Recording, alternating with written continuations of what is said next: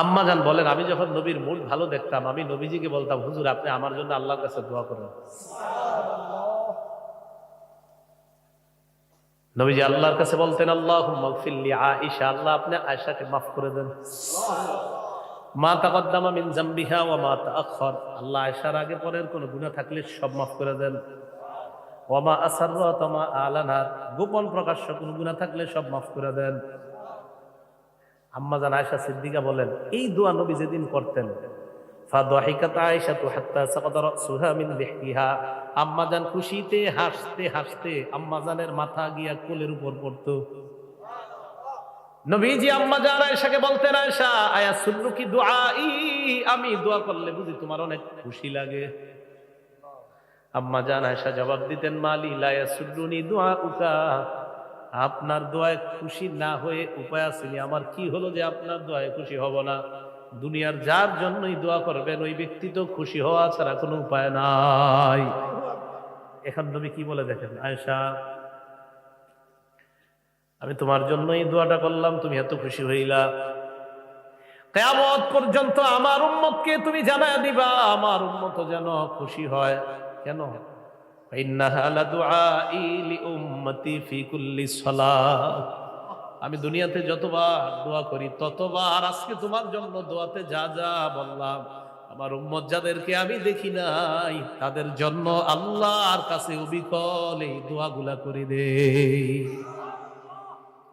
দেখছেন আমারে আপনারে দেখে নাই, আল্লাহ রেখো, আল্লাহ আগের গুনাহ, পরের গুনাহ, গোপন গুনাহ, প্রকাশ গুনাহ, মাবুদ গো আমার উম্মতের এই গুনাহগুলো আপনি মাফ করে দেন। মায়া কম না বেশি? তাই ওনার এবার একটা নতুন বাংলা বলি, তাই এই নবীকেই সবচেয়ে বেশি ভালোবাসা দরকার, যেহেতু উনি সবচেয়ে বেশি মায়া করে আমাদের। রাসূলুল্লাহ সাল্লাল্লাহু আলাইহি সাল্লাম বলেন, লিকুল্লি নাবিয়্যিন দাওয়াতুন মুস্তাজাবা কদ দাআ বিহা, সব নবীর একটা স্পেশাল দোয়া আছে, এই দোয়াটা নবীরা দুনিয়াতে করছে, কবুল হয়ে গেছে সাথে সাথে। আমাদের নবী বুদ্ধি করছে, আমাদের নবীকে আল্লাহ স্পেশাল একটা দোয়া দিছে, দেওয়ার পর আমাদের নবী বুদ্ধি করে দোয়াটা করে নাই। নবীজি বলেন, ইন্নী ইখতাবাতু দাওয়াতি শাফাআতান লিউম্মতি ইয়াউমাল কিয়ামাহ, আমি আমার দোয়াটা মুলতবি করে রাখছি আমার উম্মতের জন্য, যেন কিয়ামতের ময়দানে আল্লাহর কাছে সুপারিশ করতে পারি। দেখছেন নি কিয়ামত কবে হবে? 1500 বছর আগে উনিও জানে না, আরো কতদিন দুনিয়া থাকবে আল্লাহ ভালো জানে। এই দুনিয়া এত বছর পর কিয়ামত হবে, আর কিয়ামতের মাঠে আমি আপনি বিপদে পড়বো, ওই সময় যেন এই দোয়াটা কাজে লাগে, তাই দুনিয়াতে না কইরা এটা নিজে নিয়ে গেছে আখিরাতে আল্লাহর কাছে এই দুনিয়ার স্পেশাল দোয়াটা করবে। তাহলে মায়া যে বেশি, এটা এতদিন শুধু মুখে মুখে কানে কানে শুনতাম, আজকে আমরা বাস্তবিক দেখলাম যে না, আসলেই নবী আমাদেরকে সবচেয়ে বেশি মায়া করতেন, ঠিক না বলেন? এই জন্য ওনাকে সবচেয়ে বেশি ভালোবাসা দরকার, আল্লাহ তৌফিক দান করেন। রাসূলুল্লাহ সাল্লাল্লাহু আলাইহি সাল্লাম কতটা মায়া করতেন একটা হাদিস শুনুন। আকাশে মেঘের ঘনঘটা, মেঘের ঘনঘটা বুঝেননি? অনেক সময় দেখবেন দুপুর 2টা-3টার দিকেও একদম মনে হয় যে সন্ধ্যা হয়ে গেছে, প্রচন্ড আকাশ পুরা কালো হয়ে গেছে, আর বাতাস চলতেছে, আর বাচ্চারা ইচ্ছা মতো দৌড়াইতেছে। তো এরকম বাতাস আর আকাশ যখন কালো হয়ে যায়, আম্মা জান আয়েশা বলেন, কানা রাসূলুল্লাহ সাল্লাল্লাহু আলাইহি ওয়াসাল্লাম ইযা কানা ইয়াউমুর রিহি ওয়াল গায়ফি উরিফা ওয়াল গায়মি উরিফা যালিকা ফি ওয়াজহিহি। আম্মা জান আয়েশা বলেন, প্রচন্ড ঝড় আর আকাশের মধ্যে মেঘের ঘন ঘটা যখন দেখা যেত, আল্লাহর নবীর চেহারা মুবারকের মধ্যে পেরেশানির ছাপ দেখা যাইতো। এই দেখেন, এটা একটা রাস্তা। আম্মা জান আয়েশা বলেন, আকবালা ওয়া আদবার, বিশ্বাস করেন এই হাদিসটা যখন পড়ি আর আমি কল্পনা করি, আকাশ মেঘাচ্ছন্ন, নবী একবার সামনে যায় একবার পিছনে আসে, মানে পেরেশান হইলে মানুষ যেমন করে এমন করতে, সামনে যায় পিছনে আসে, সামনে যায় পিছনে আসে। আম্মা জান আয়েশা বলেন, ব্যাপারটা আমি লক্ষ্য করে দেখলাম, এমন করে কেন?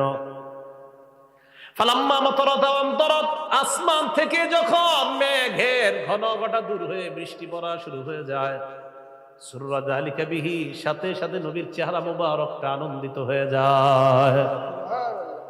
আমি আল্লাহর নবীকে প্রশ্ন করলাম, ইয়া রাসূলুল্লাহ, আকাশ যখন মেঘাচ্ছন্ন থাকে প্রচন্ড ঝড়ের দিনে আপনার চেহারা মুবারক পেরেশানি কেন থাকে? আপনি একবার সামনে যান আর একবার পিছনে কেন আসেন?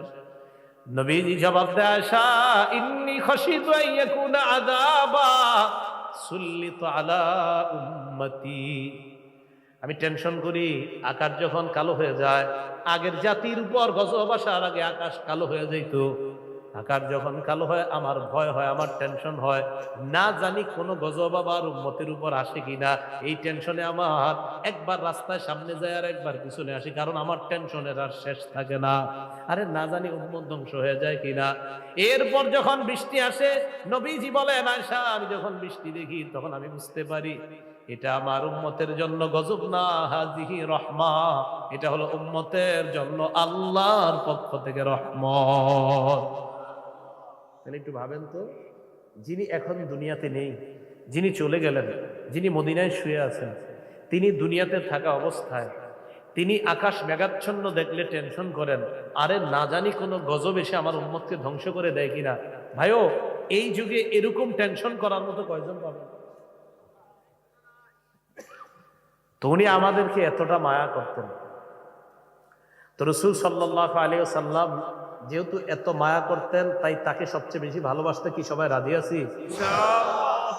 এবার আপনাদের সামনে এই ওনাকে যেহেতু সবচেয়ে বেশি ভালোবাসবো, এটাকে কেন্দ্র করে কয়েকটি কথা। প্রথম কথা, বলেন আমার সাথে, নবীর আনুগত্য করা। বলেন আল্লাহর আনুগত্য। নবীজির আনুগত্য করা মানেই আল্লাহর আনুগত্য করা। বলেন নবীজির আনুগত্য করা মানেই আল্লাহর আনুগত্য। সহিহ বুখারীর ৭২৮১ নম্বর হাদিসের বর্ণনা। عن جابر بن عبد الله رضي الله تعالى عنه قال جاءت ملائكة إلى النبي صلى الله عليه وسلم। জাবের রাদিয়াল্লাহু তাআলা আনহুর বর্ণনা, একদল ফেরেশতা আল্লাহ নবীর কাছে আগমন করলেন, করার পর ওয়া হুয়া নাঈম, আল্লাহ নবী তখন ঘুমায়।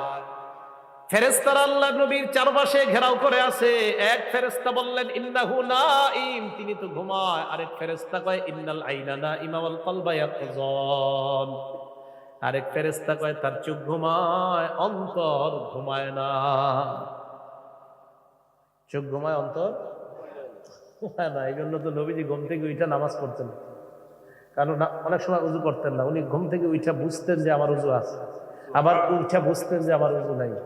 হ্যাঁ আছে তো, বুখারী শরীফের ৬৩১৬ নম্বর হাদিস।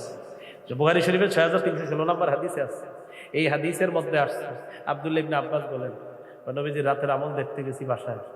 রাতের বেলা নবীজি উঠলেন, উঠার পর চেহারা ধুইলেন, মুখ ধুইলেন, ইস্তিনজা করলেন, হাত ধুইলেন, উজু করে নাই পুরোপুরি।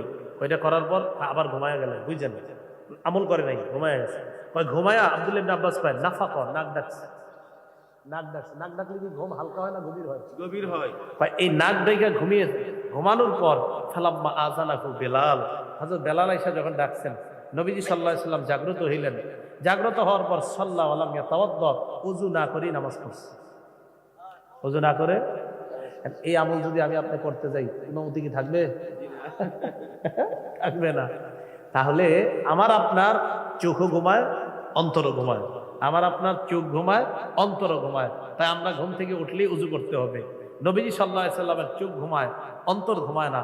তাই নবীজি ঘুম থেকে জাগ্রত হলে বুঝতে পারতেন ওনার উযু আছে না নাই।